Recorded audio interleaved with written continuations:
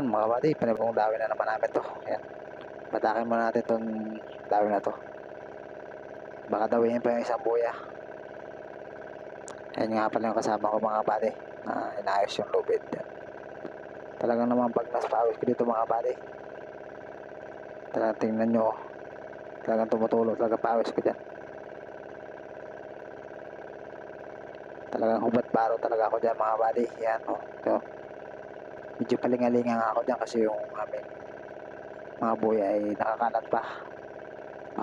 Makalingat kami ay dawiin. Sayang naman pag hindi namin nakita ilubog yung aming buya. Kagaya nung nakarang araw, 3 dawi sa amin mga buddy, 2 lang nasampa. Kasi na may lumubog isang buya, hindi namin napansin na dinawin na pala. Kaya tuloy pa rin ako sa pagbatak dito mga buddy. Yan, dinipat-tip ako na nga yung mga buddy.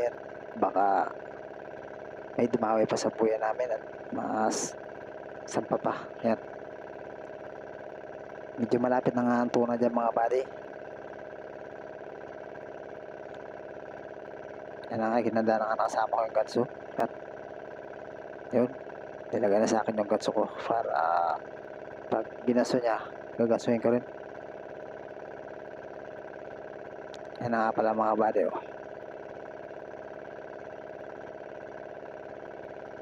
Ayan. Medyo malaki nga itong amin dahil mga buddy. Ayan, pasok din siguro to sa good size, baka good size to. Ayan. Ayan nga mga buddy oh. Laki diba?